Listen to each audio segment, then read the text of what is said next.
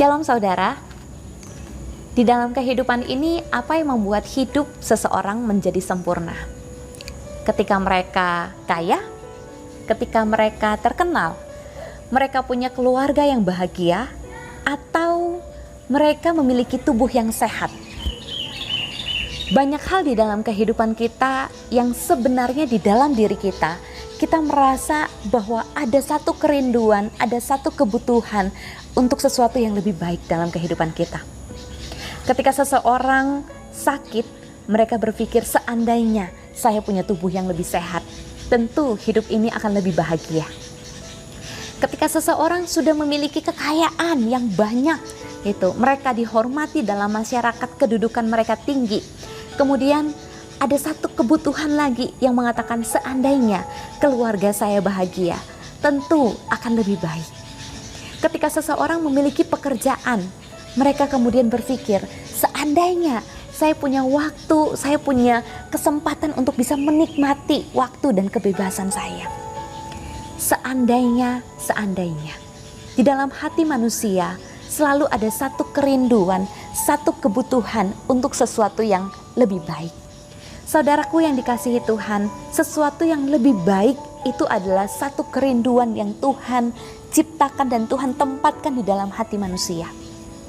Firman Tuhan di dalam Pengkhotbah pasal yang ketiga ayat 11 mengatakan, Ia membuat segala sesuatu indah pada waktunya.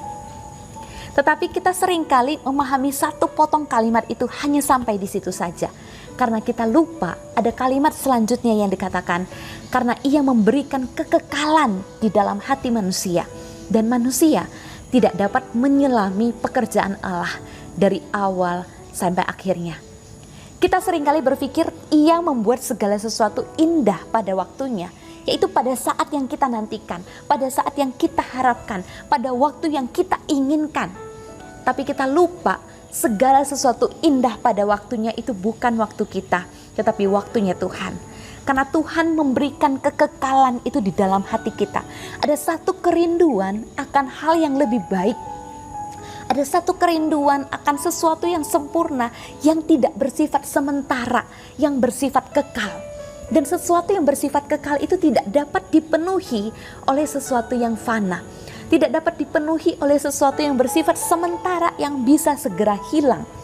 Apa itu? Kekayaan, kejayaan, kehormatan, bahkan keluarga, bahkan manusia tidak dapat memenuhi kerinduan hati manusia yang bersifat kekal itu. Oleh karena itu jangan heran di dalam hidup kita seringkali mengeluh, seringkali mengatakan kapan masalah akan berakhir, kapan segala sesuatu akan selesai. Satu masalah belum selesai kita berhadapan dengan masalah lain. Satu persoalan yang membuat kita tertekan belum selesai kita berhadapan dengan persoalan yang lain. Dan kita bertanya, kapan ini berakhir Tuhan? Kapan ini selesai Tuhan? Ketika Tuhan Yesus di atas kayu salib dia mengatakan sudah selesai. Dia bukan menyelesaikan persoalan manusia yang sementara di dunia ini, tapi dia menyelesaikan persoalan kekal dalam hidup manusia, yaitu dosa, di mana manusia harus berhadapan dengan penghukuman yang kekal.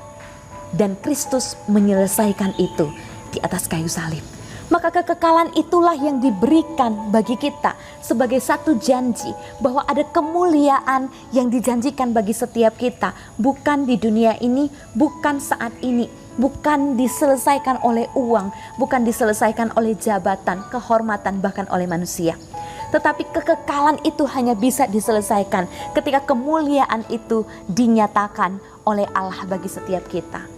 Maka tidak heran Paulus mengatakan bahwa penderitaan yang ringan di dunia ini tidak dapat dibandingkan dengan kemuliaan kekal yang Allah janjikan bagi setiap kita.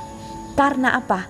Karena kita semua, seluruh makhluk, seluruh ciptaan masih terus menanti-nantikan saat Allah menyatakan itu bagi setiap kita.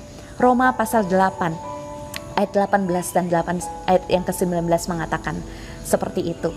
Saudaraku yang dikasihi Tuhan, saat ini persoalan apapun yang kita hadapi, ketika pertanyaan itu terbesit, kenapa Tuhan?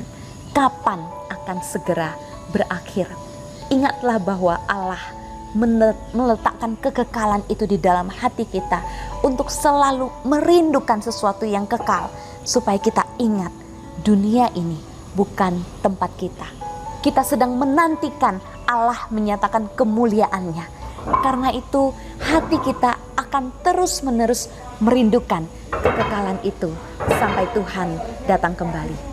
Tuhan Yesus memberkati setiap kita. Amin.